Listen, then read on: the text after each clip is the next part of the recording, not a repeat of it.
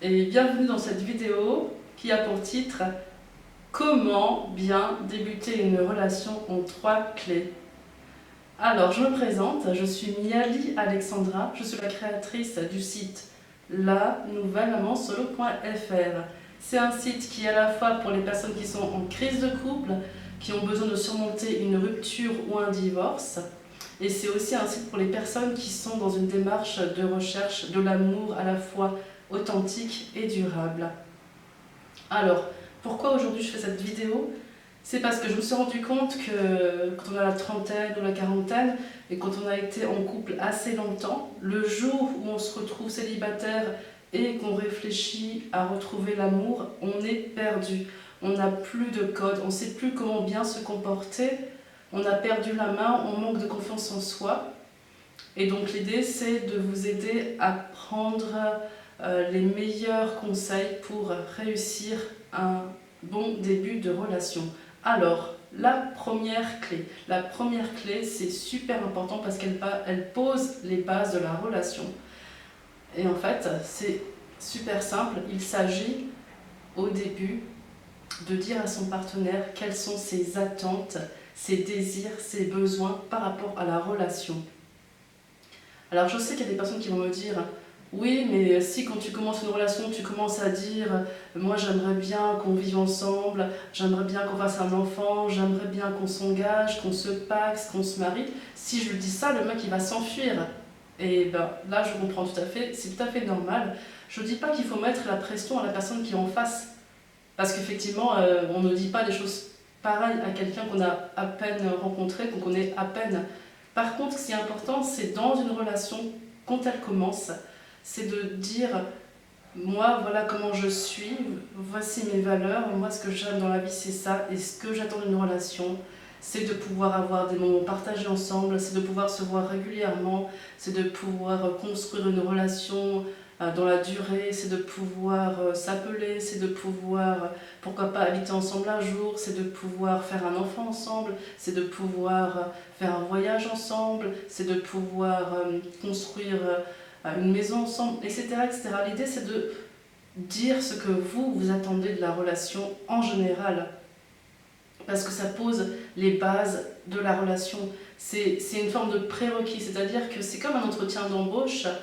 Si vous êtes sûr que le patron qui vous embauche ne prend pas le salaire que vous aimeriez avoir, si vous vouliez, je sais pas moi, 100 000 € et que la personne en face ne veut pas vous embaucher à cette somme-là, vous partez, c'est tout. Donc là l'idée c'est de dire voilà ce que j'attends d'une relation. C'est un prérequis. Et ça ne veut pas dire que votre relation va aller vers un mariage à tout prix. C'est juste que vous posez des prérequis pour que la relation puisse évoluer, plus avancer. Ça permet à la personne en face de se positionner, de se dire ce qu'elle recherche, c'est ce que je recherche, c'est super, on va continuer à apprendre à se connaître et peut-être que ce qu'elle souhaite, c'est ce qu'on fera ensemble. Comme le mec, il peut se dire ah non, non, non, moi ce qu'elle propose, ah non, je suis incapable de lui apporter ça, c'est pas possible. Et donc, le mec, il va partir. Et ça vous permet de faire le tri entre les bonnes personnes potentielles, je dis bien potentielles, et les mauvaises personnes. Ça permet de faire le tri. Donc ça, c'est super important, ça permet de respecter vos besoins et ça permet à la personne en face de se positionner par rapport à vos attentes.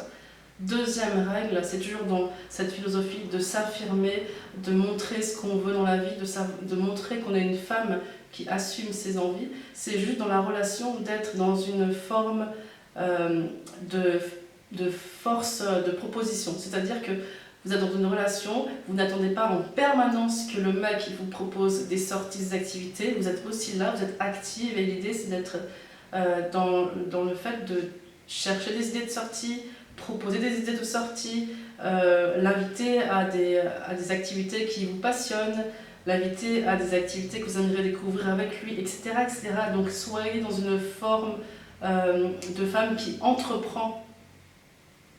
Soyez active. Vous n'êtes pas une princesse qui attend désespérément que le prince charmant devine tous ses besoins et les réalise. Walt Disney, c'est pas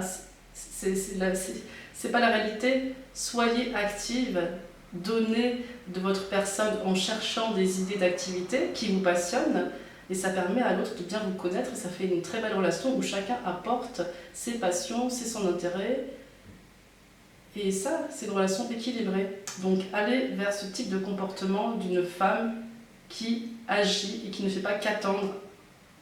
Voilà, ça c'est le deuxième point. Troisième point, c'est ne vous emballez pas. Alors je sais qu'il y a des femmes, en fait, elles ne savent même pas si elles sont en couple, elles pensent qu'elles sont en couple, mais en fait elles ne savent même pas parce qu'elles n'ont même pas posé les bases de ce qu'elles attendent d'une relation. Donc elles pensent être en couple parce que le mec envoie 50 SMS par jour, parce que de temps en temps il se voit, etc., etc. Mais en fait, moi ce que je dis, c'est que vous devez prendre le temps de connaître la personne qui est en face pour savoir quel est son caractère, pour savoir comment elle fonctionne en société, comment elle fonctionne avec sa famille, comment elle fonctionne avec ses amis, comment elle fonctionne au travail, comment elle est dans n'importe quel type de situation. Et ça prend du temps, il faut à peu près, je dirais 6 mois, voire 1 an pour connaître l'autre profondément. Et tant que vous ne connaissez pas l'autre, vous êtes en train de l'idéaliser. La personne de vos rêves, elle n'existe pas déjà. Enfin, s'il y a une personne en face de vous qui a des qualités et des défauts, c'est la personne la plus compatible avec vous qui existe. Et pour ça, il faut du temps pour bien la connaître et pour qu'elle apprenne aussi à vous connaître, pour que vous sachiez tous les deux si, au final, vous avez des qualités, des envies, des désirs, des défauts qui sont compatibles. Et je dirais même que pour bien connaître quelqu'un, il faut avoir traversé un problème ensemble. Parce que c'est dans les problèmes qu'on voit la véritable personnalité de l'autre, c'est dans les problèmes qu'on sait si l'autre est présent, est-ce qu'il est actif pour aider, est-ce qu'il est soutenant ou est-ce qu'il disparaît.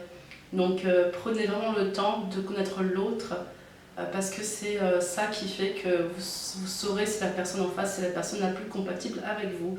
Voilà, j'ai terminé avec les 3 clés. Donc la première clé, je répète, c'est vraiment de dévoiler vos attentes dans une relation en général.